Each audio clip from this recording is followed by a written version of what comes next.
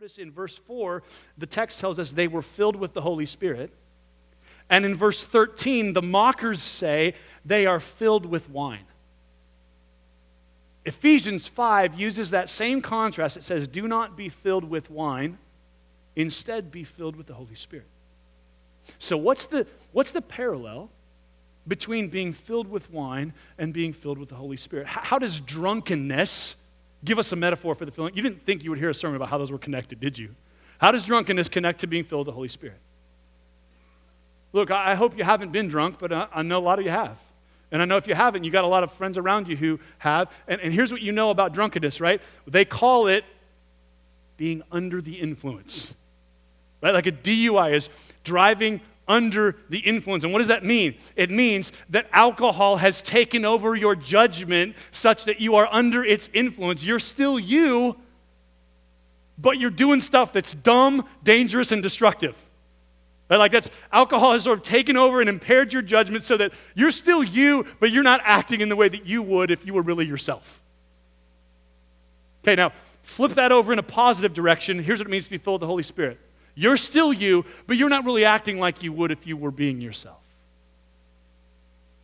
You're full of more spiritual life, more spiritual fruit, more love for Jesus. You have the capacity. You're under the influence of the Holy Spirit in a way that makes you different than you would be if you were just you. And even as I say that, some of you have to confront the fact that you've never experienced that. Like you're living the Christian life and really it's just you trying to do your best to live up to the 10 commandments that God gave Moses. You know nothing of the new covenant and the presence and power of the Holy Spirit. And part of what I hope happens this morning is that you just begin to see that and recognize that. See, here's what happens under the influence of the Holy Spirit. Weak people become courageous people.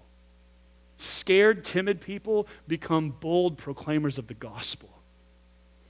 People who are selfish become unselfish. People who live for money and possession and power give away the stuff they have to serve others. That's what we see under the influence of the Spirit. So what it means to be filled with the Spirit is you're under the influence, man. Like you're you, but you're not you. You're you, influenced, directed, empowered by the Spirit of God in the way that your life begins to look different and manifest different realities because the Spirit of God is bringing forth what the Bible refers to as new fruit in you. It's the overflow. It's the result of the Spirit's presence and power and filling. So if you're here, are you filled with the Spirit? Like, isn't this what we want? Isn't this what you want for your life? Don't you want to be filled with the Spirit in a way that gives you boldness and courage to proclaim to others who Jesus is and what He's done? Don't you want to be filled with the Spirit in a way that manifests itself in transformation of character so that you're a different kind of person? Don't you want to be filled with the Spirit in ways that, man, there's results and fruitfulness that God brings from your life?